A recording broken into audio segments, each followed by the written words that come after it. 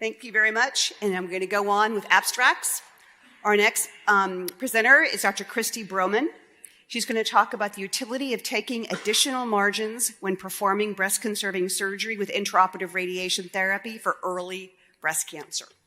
Well, thanks for the opportunity to present today. I'm a surgical oncology fellow at Moffitt Cancer Center in Tampa. We have no disclosures. So as has been discussed multiple times today, the radiation dose with Targit IORT does fall off significantly at a depth of approximately 1 centimeter. And it also is very technician dependent because you have to have good apposition of the applicator to the lumpectomy cavity. So it's for these reasons that we typically are very conservative in how we manage our margins in these patients.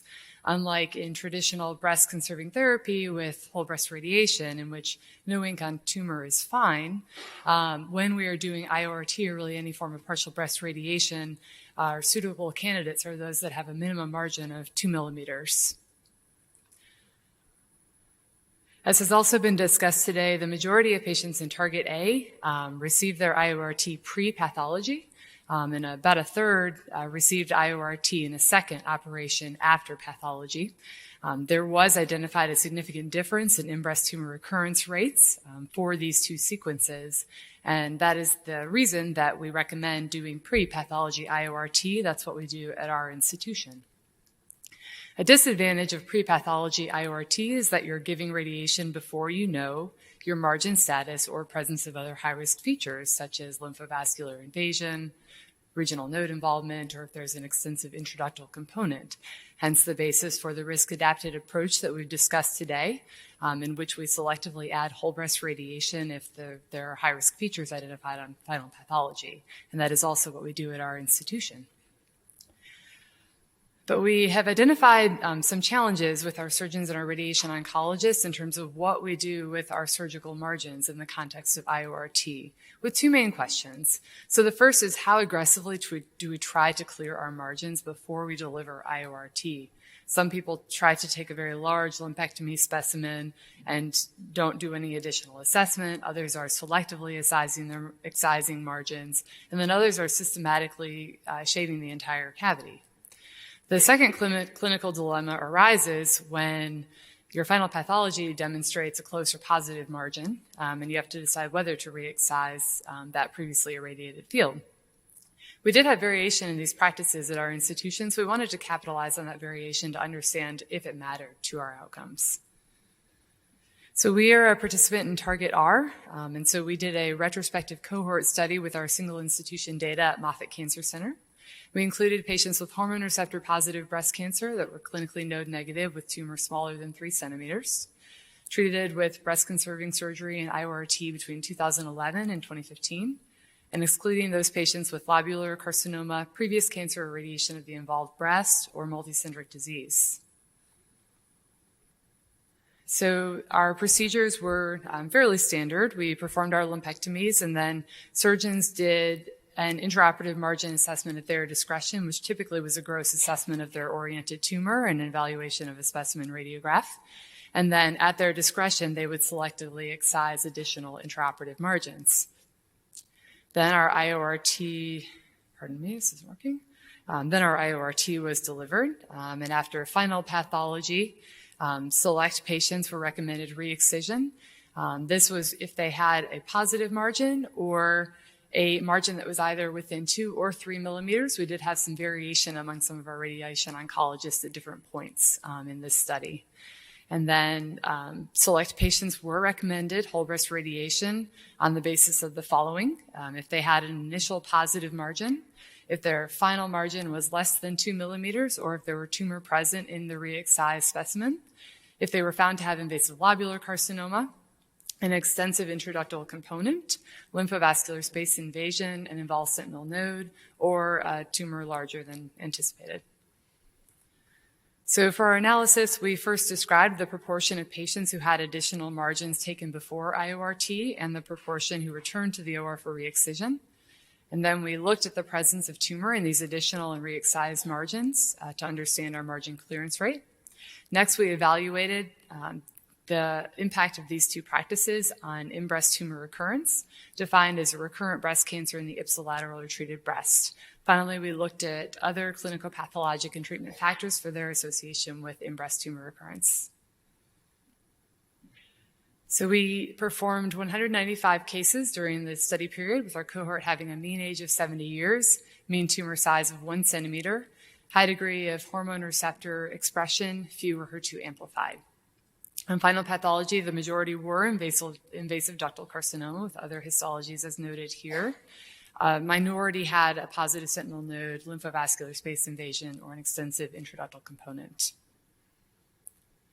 Of our 195 lumpectomies, the majority did have at least one additional intraoperative margin excised, 71%. If we went back and looked at the lumpectomy specimens before that additional intraoperative margin, that initial margin was positive or close in 61%. Sorry, I can't see on my screen. Looking at the additional intraoperative margins that were removed, 12% of those had in situ or invasive disease in that additional specimen. After IORT and final pathologic assessment, 24% had a final margin that was positive or close. This occurred in patients that did not have an additional intraoperative margin excised.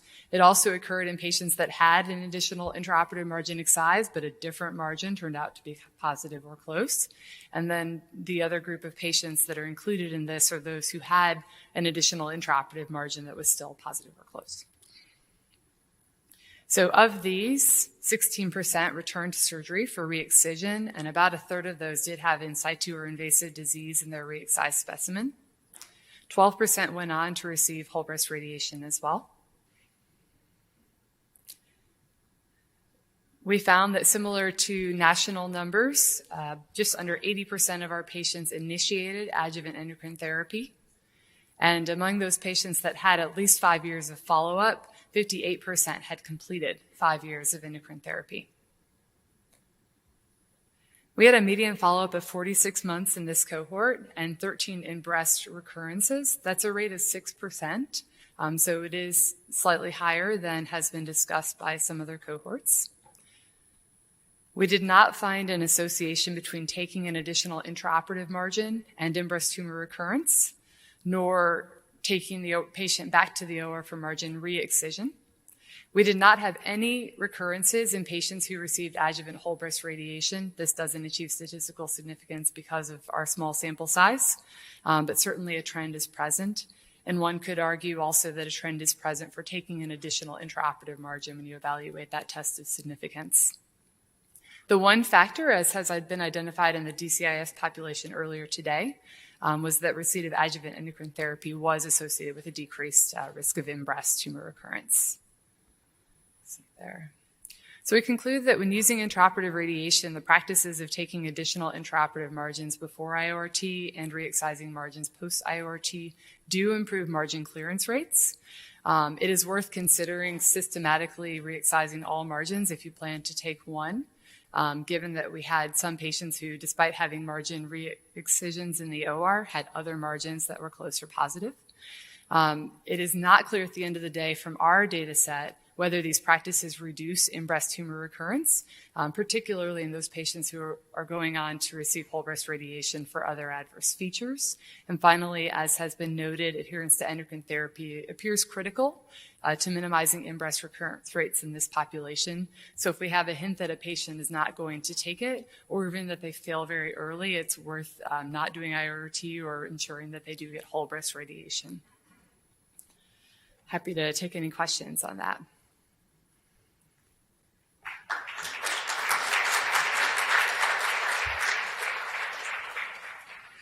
Well, excellent presentation. 2 millimeter is not the protocol. It was 1 millimeter in the protocol. Mm-hmm. And I think maybe we should have kept it to ink on margin, because various studies have found that the dose that you receive at the tumor bed is really very high as a single dose to a very small region. So a positive margin should not make a difference. And in our analysis, positive margin was not a predictor, and not all patients with positive margins had external beam, which was the protocol, but they didn't. And these were the recurrences despite that. So, and second point is re-excising. I personally take margins on each side to, well, for whatever reason. But to excise those margins after giving IORT, I'm not sure, because you might be excising tissue which has already had radiotherapy. So, yeah. So I would be worried about doing that. Yeah. So, but taking extra margins for getting the peace of mind is the only thing of doing it. And in the trial, the margin positivity, re-excision rates were less than 10%. So 9 to 10%. That's what was done last time. Yeah. Thank you. I'd be curious to hear what other people do with their positive margins. I think the low-hanging fruit is to excise the whole cavity. Why not? It has minimal sort of cosmetic impact, doesn't add a lot of time, but it was not routinely done in our cohort, so that's something we can do. And appreciate your other comments. It's helpful to know that there are folks that had positive margins in that group who never got external beam.